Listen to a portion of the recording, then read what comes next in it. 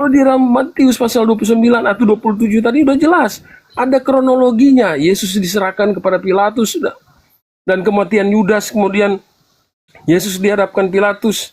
Saudara-saudara kalau baca Alkitab banyak sekali ya, Yesus diolok-olok, kemudian disalibkan. Itu jelas-jelas. Kemudian dia mati.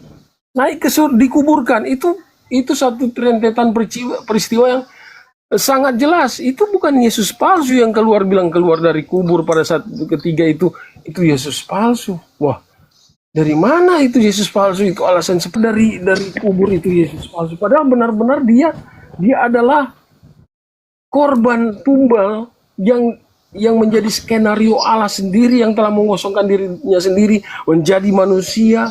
Untuk apa? Untuk supaya manusia tidak di bawah kutuk, untuk manusia tidak binasa, untuk manusia semua diselamatkan. Itu kan tujuan dari kematian Yesus.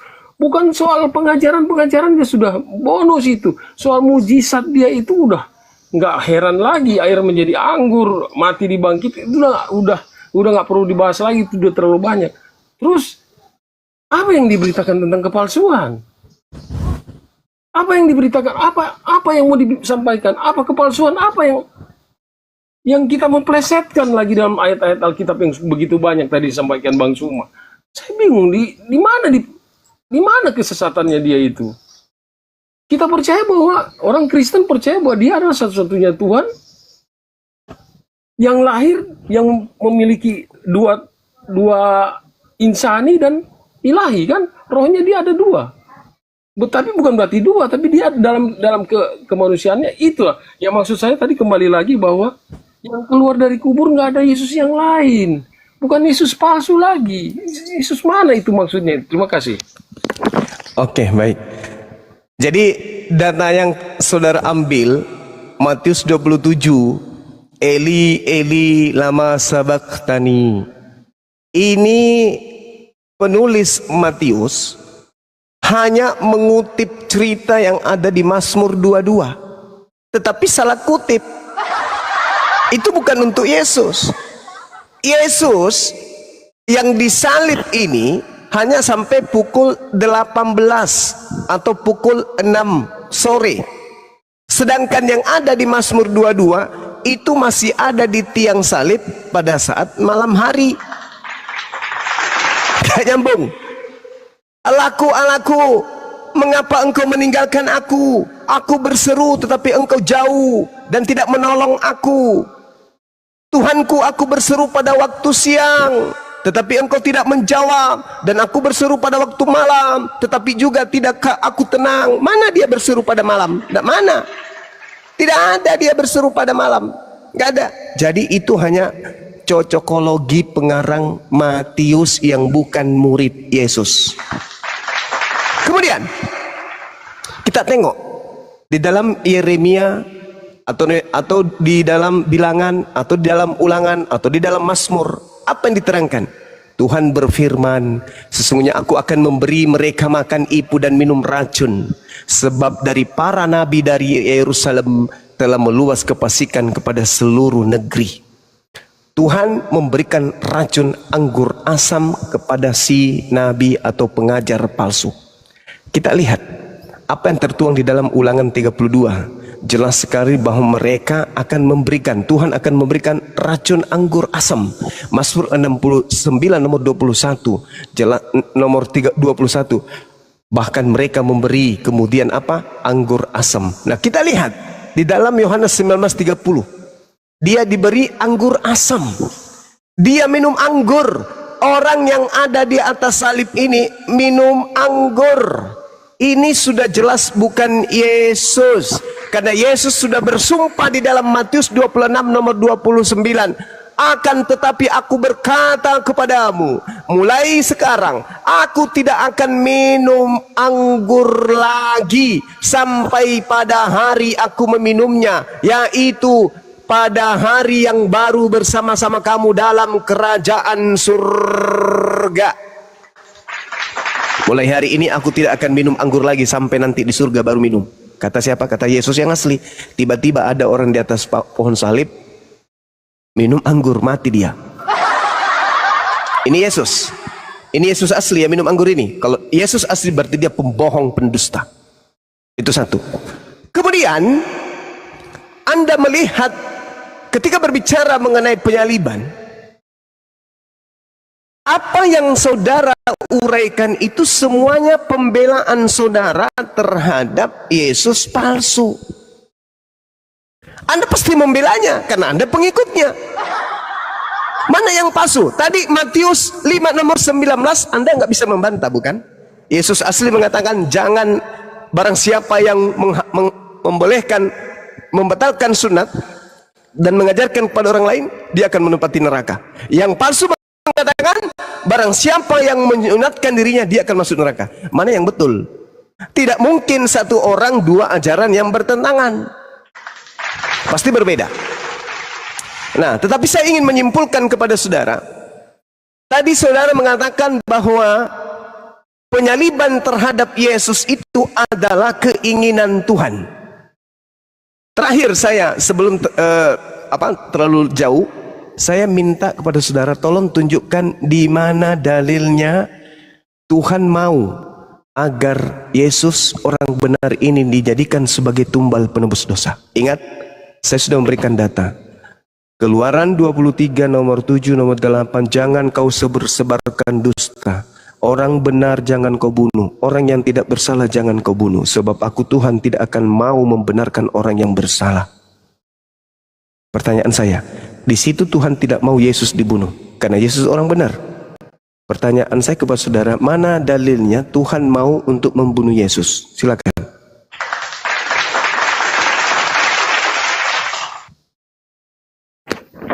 Ya, saya mencoba menjawab dengan sederhana ya, bahwa beda ya, peraturan hukum manusia dengan hukum Tuhan itu beda. Maksud saya bukan beda begini. Maksud saya adalah hukum positif yang berlaku bagi kita sekarang dan di zaman perjanjian lama baru itu berbicara tentang komunitas manusia itu. Tapi yang dimaksud dengan Allah mengaruniakan anaknya Yesus Kristus itu menjadi penebusan bagi manusia, menjadi korban bagi manusia, itu inti esensi daripada Injil keselamatan. Keselamatan kepada seluruh bumi, untuk supaya dosa di seluruh bumi itu diambil semuanya, ditanggung di bawah kaki kayu, di bawah salib Kristus. Kematian Kristus adalah tumbal yang paling sempurna bagi Allah untuk menyelamatkan manusia. Itu aja sih. Tadi pertanyaannya saya agak lupa juga tadi, tapi yang pasti kematian Kristus itu adalah satu cara yang paling sempurna untuk dapat mengambil kembali hubungan, menghubungkan kembali hubungan yang sudah rusak sejak Adam dan Hawa itu ya, sampai Yesus sendiri menjadi perantara bagi manusia untuk sampai kepada hubungan itu terbangun kembali. Oke. Saya hanya mengingatkan bahwa darah Yesus yang tertumpah di kayu salib itulah yang menjadi harga yang menjadi harga supaya kita itu diselamatkan. Bolak-balik mungkin saya dalam hal ini, tapi yang pasti Tuhan Yesus sendiri dapat berkuasa untuk mengambil dan memberikan nyawanya melalui Allah Bapa sendiri yang merupakan keilahian Allah itu ada di dalam Yesus sendiri. Jadi bukan berarti dia itu dibunuh atau apa, tapi dia sendiri yang benar-benar yang mau menderita menjadi manusia untuk supaya kita semuanya yang percaya diselamatkan. Itu aja mungkin. Bisa agak sedikit lupa itu pertanyaannya tadi gitu. Terima kasih. Iya. Saya minta dalil. Kan di dalam kitabnya orang Yahudi jelas tuh. Kan Yesus ini utusan Bapa. Kata Bapa, janganlah engkau menyebarkan kabar bohong. Janganlah engkau membantu orang yang bersalah dengan menjadi saksi yang tidak benar. Janganlah engkau turut-turut kebanyakan orang melakukan kejahatan. Dan dalam memberikan kesaksian mengenai sesuatu perkara, janganlah engkau turut-turut kebanyakan orang yang membelokkan hukum. Itu perintah Tuhan. Keluaran 23 nomor 7 nomor 8, harus kau jauhkan dirimu dari perkara dusta. Orang yang tidak bersalah dan orang yang benar tidak boleh kau bunuh. Berarti larangan membunuh Yesus. Sebab aku tidak akan membenarkan orang yang bersalah. Berarti orang Kristen tidak akan mungkin dibenarkan dosa-dosanya ditebus dengan darah orang benar. Suap jangan kau terima, sebab suap membuat buta mata orang-orang yang melihat dan memutarbalikkan perkara orang-orang yang benar. Saya ulang, ini larangan Tuhan, jangan membunuh Yesus. Dalam Amsal nomor 16, 6 perkara ini yang dibenci Tuhan Elohim, bahkan 7 perkara yang menjadi kekejian bagi hatinya, yaitu menumpahkan darah orang yang benar. Jadi menumpahkan darah Yesus adalah kekejian dan hal yang sangat dibenci oleh Tuhan. Berarti Yesus nggak boleh dibunuh, Yesus nggak boleh disalib. Nah sekarang pertanyaan saya, ini ajaran yang Yesus ajarkan. Ketika di dalam Matius 19 itu, Guru, apa yang harus aku lakukan supaya aku bisa selamat? Apa kata Yesus? Jangan membunuh. Untuk selamat, jangan membunuh, kata Yesus.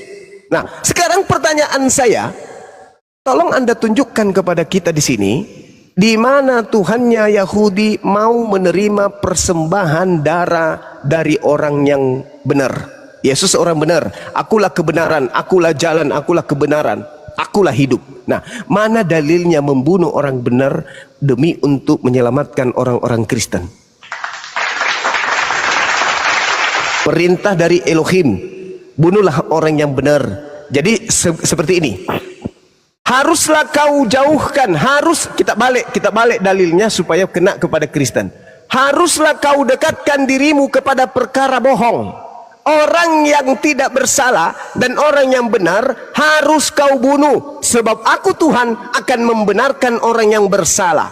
Suap silakan kau terima, sebab suap membuat matamu melek dan suap membuat engkau menjadi orang yang betul. Mana itu? Itu kalau begitu dalilnya, Kristen baru betul. Oh ternyata dasar pembunuhan kepada Yesus karena Tuhan memang menyuruh untuk membunuh orang benar. Tapi itu tertulis di mana? Tak ada kita temukan itu. Yang ada justru apa?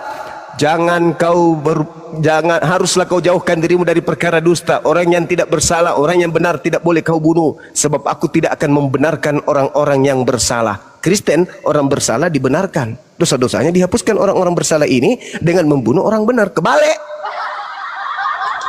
Saya ulang pertanyaan saya, kalau Kristen bukan ajaran Yesus palsu, tolong tunjukkan kepada kita, kepada dunia, Tuhannya orang Yahudi yang dipanggil Bapa oleh Yesus memerintahkan agar anaknya yang benar ini dibunuh demi untuk menyelesaikan dosa-dosa para pendosa Kristen. Silakan. Ya berarti saya ini tinggal mengulang aja. Dunia punya hukum. Keluaran pasal 20 juga sudah ada, jangan membunuh, jangan berzina, jangan mencuri. Itu hukum positif yang berlaku bagi kita sampai hari ini juga kita masih pakai juga, jangan membunuh, jangan mencuri. Itu hukum positif. Tapi kalau anak manusia, Yesus datang ke dunia, memang dia harus dibunuh. Dalilnya? Ya artinya coba ya. Silakan.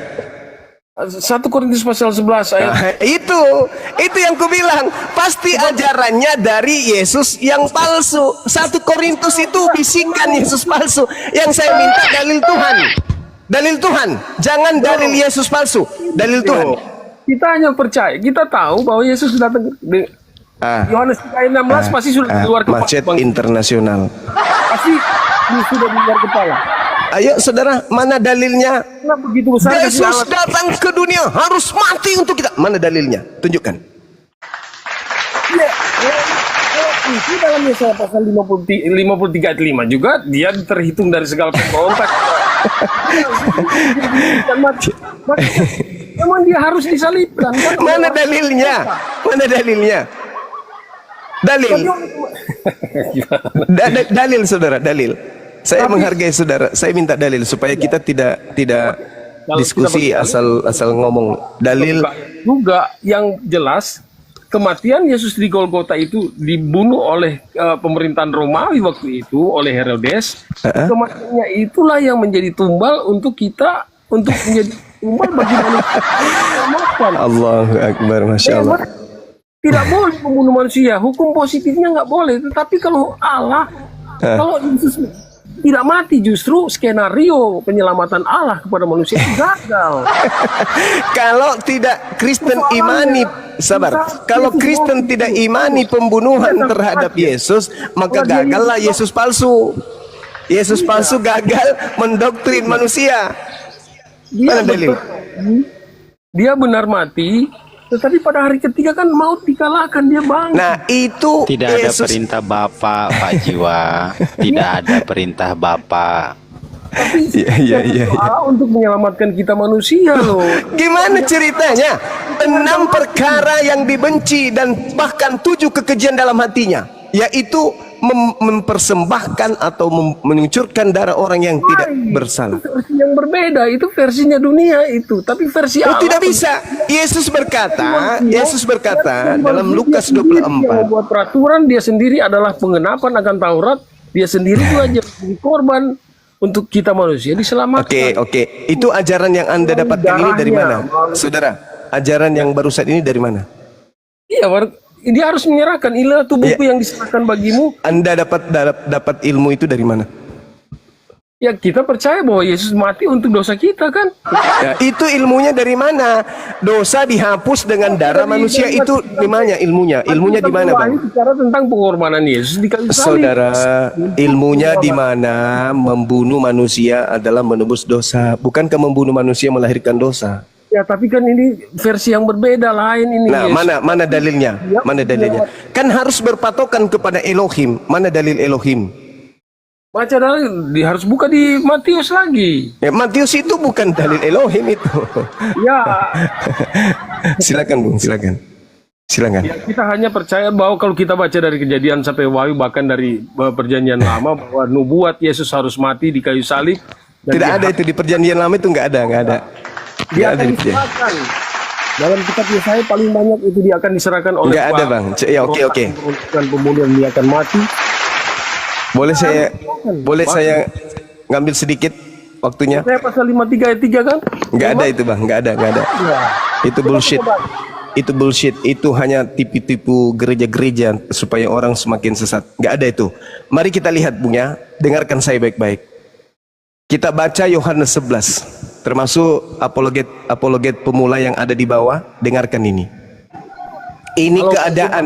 saya minta maaf dulu ya, saya sudah ditunggu orang ini. Minta maaf, ini ada tamu ini. Minta Oke, maaf. oke. Nanti Baik, lain Bang, kali. baik. Terima kasih Siap. orang baik semua ya. Terima kasih saudara Jiwa Baru telah diskusi dengan baik. Baik, makasih. Terima kasih Ya, semua. Anda orang baik. Siap.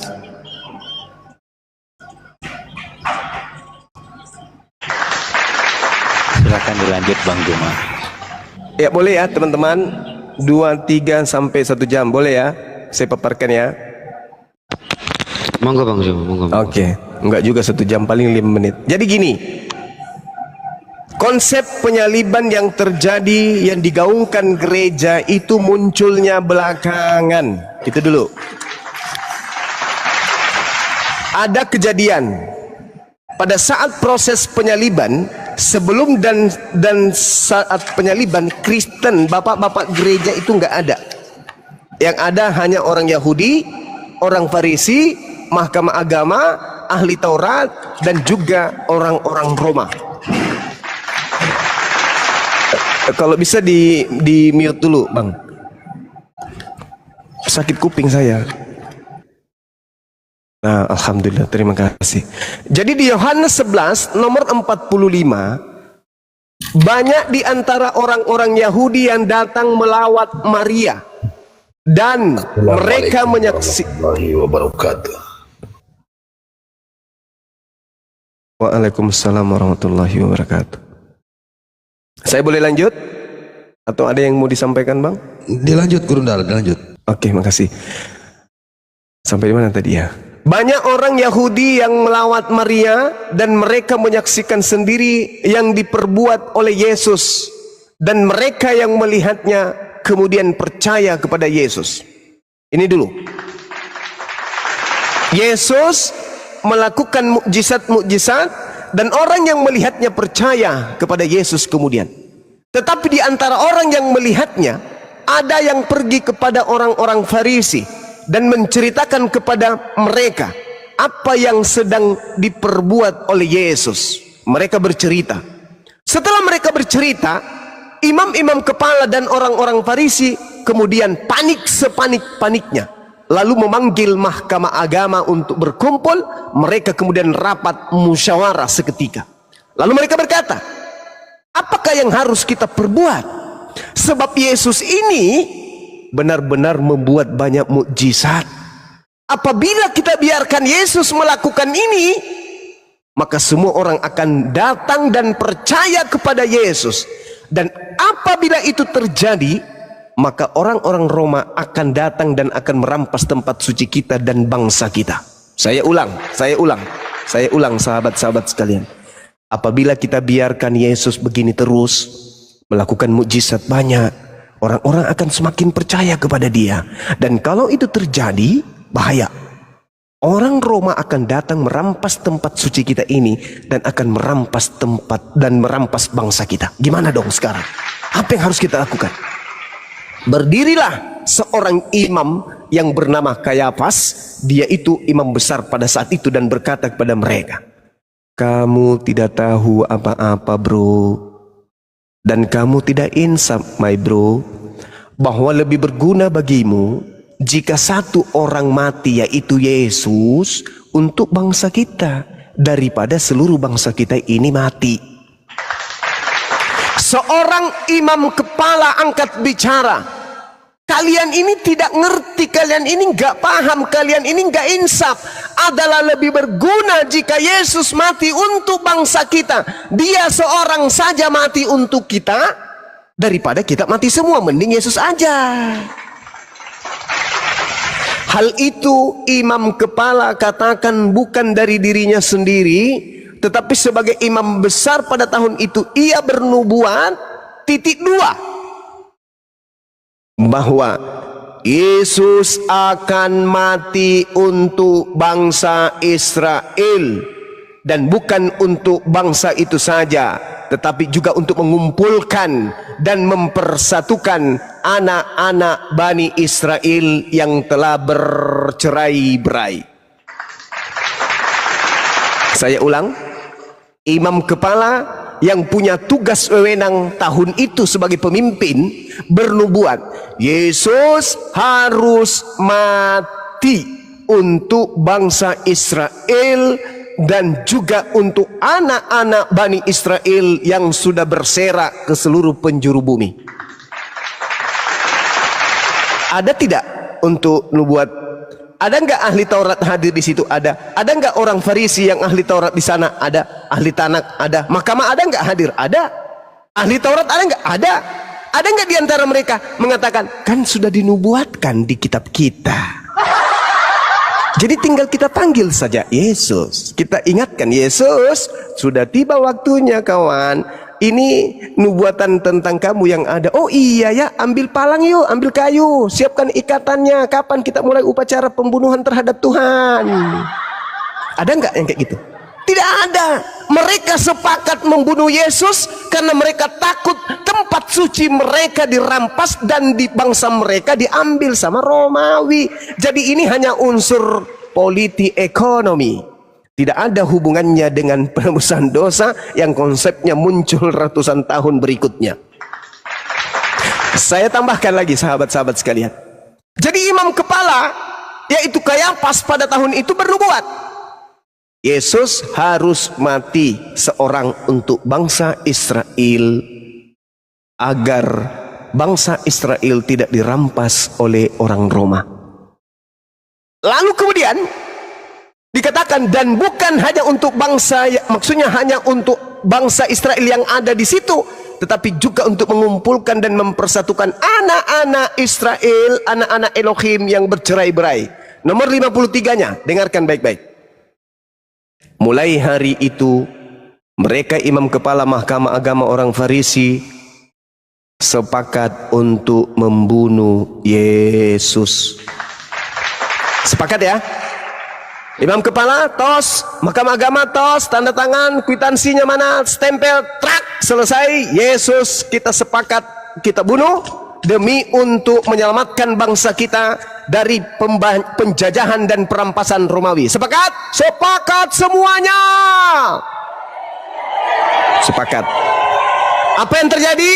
Kesepakatan telah diputuskan bahwa pada hari ini tanggal sekian bulan sekian imam kepala telah memutuskan bahwa Yesus harus kita bunuh agar bangsa kita tidak dirampas oleh penjajah Romawi. Angkat tangan yang setuju.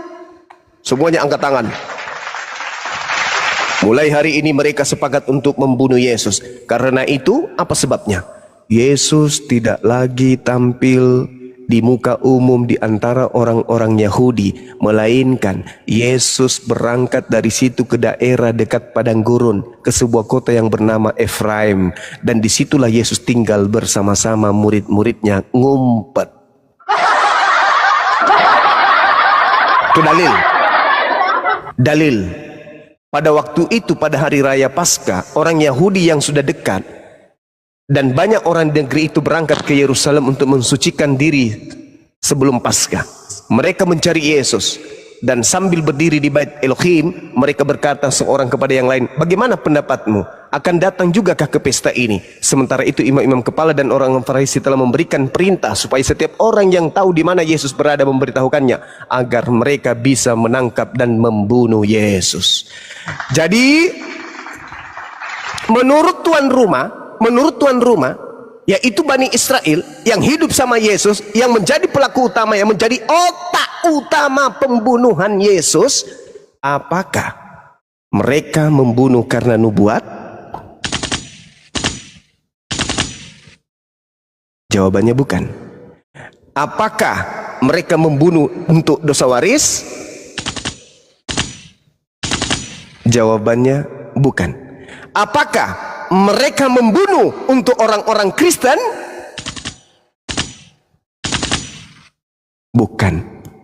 Bukan sama sekali. Mereka membunuh karena mereka takut bangsa mereka dirampas oleh Romawi. Itu kesimpulan akhir. 2 menit. Kesimpulan akhir. Ketika mereka sudah sepakat, apa yang mereka lakukan? Mereka membuat kesaksian palsu. Pokoknya kita harus bunuh dia apapun caranya. Maka di dalam Matius 26 nomor 4 mereka melakukan tipu muslihat. Nomor 59 mereka melakukan kesaksian palsu. Markus 14 nomor 1 mereka melakukan siasat tipu muslihat dan kesaksian palsu. Untuk apa? Untuk membunuh Yesus. Agar apa? Agar dosanya, agar bangsanya tidak terampas oleh Roma dan Yunani. Maka tersungut-sungutlah kemudian orang-orang itu datang kepada Yesus. Nah ini dia. 1, 2, 3. Hop, tangkap. Yes. Sorry, lepas. Gak jadi ditangkap. Kenapa sih kalian ini? Ada apa sih kalian? Ngapain kalian ribut? Hei, aku ini adalah orang yang mengucapkan firman Tuhan. Apa sebabnya kalian ingin membunuh aku? Karena tidak ada dalam diri kalian itu firmanku. Di mana tertulis itu, saudara-saudara? Yohanes 8. Kita lihat apa yang tertulis di dalam Yohanes 8 ini. Yesusnya mengatakan bahwa orang-orang Yahudi ingin membunuhnya dikarenakan orang Yahudi yang menangkapnya pada saat itu tidak memperoleh firman di dalam dirinya.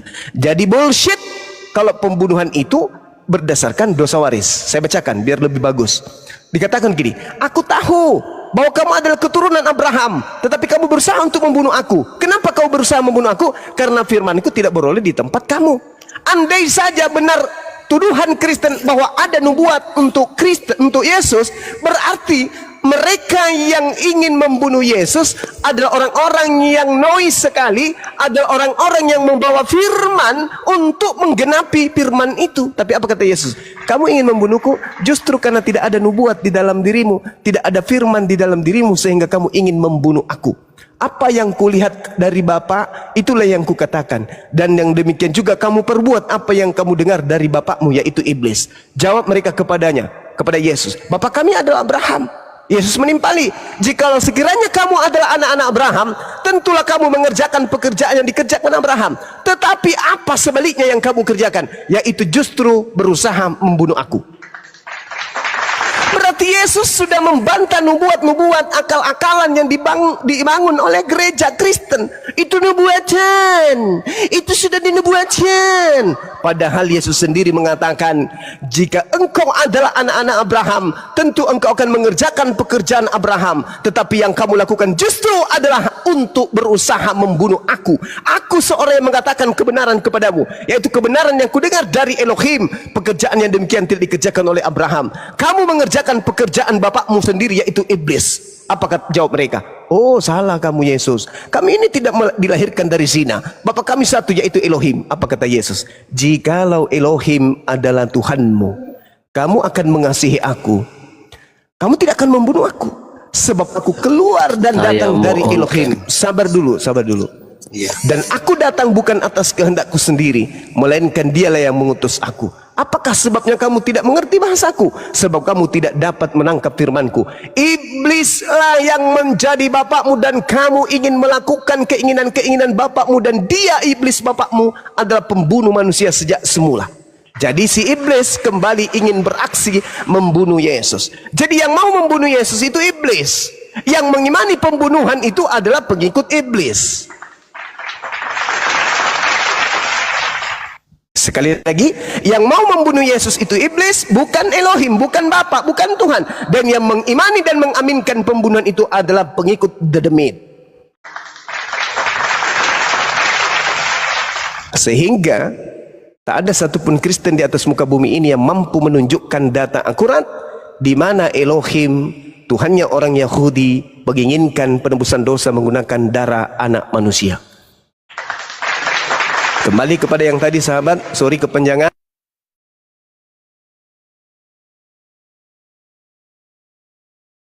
Ya, kena tumbak lagi. Ngapain Abigail? Kamu mau ngapain?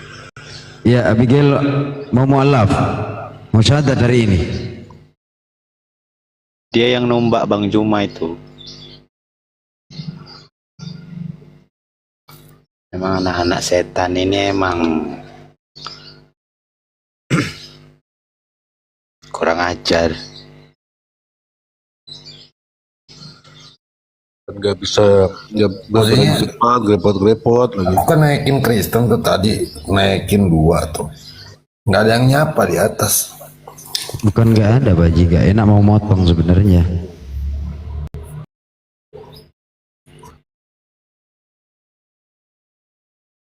Jadi nanti kalau ada Oten naik, kasih besar Ya, aja silakan sih lah, Otennya, ayolah Bang. kita naik lah.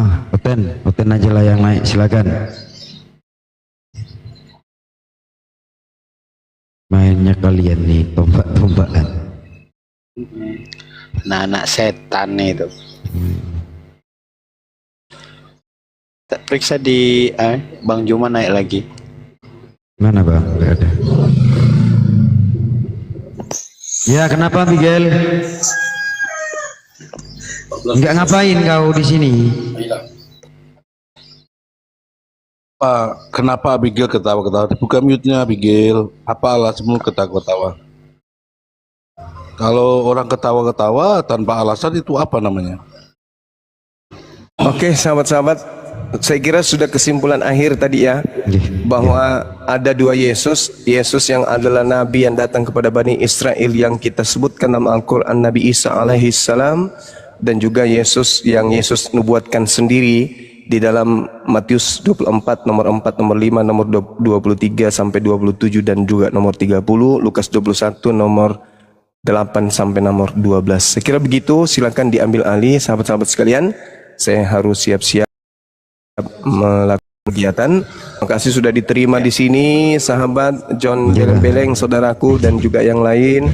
Dinda Dedi Wijaya sehat selalu, Paul Stefan, saudara Robert, dan juga Baruk dan Pangeran. Terima kasih banyak. Ya, siap. Semoga Allah senantiasa melimpahkan rahmat dan hidayah kepada Amin, kita, insyaallah, amin, insyaallah. utamanya kesehatan akal, utamanya kesehatan akal agar kita tidak pikun sampai kita kembali ke jannah. Demikian sahabat-sahabat semuanya, subhanakallahumma bihamdi, asyhadu an la ilaha illa anta, astaghfiruka wa atubu ilaik. Salam tauhid, salam satu Tuhan, jayalah Islam kita, jayalah Indonesia kita. Assalamualaikum warahmatullahi wabarakatuh. Waalaikumsalam. Masya Allah Bang Juma, mantap. Terima kasih. Sama-sama Bang, lanjut. Ilmunya, gurunya. Ya.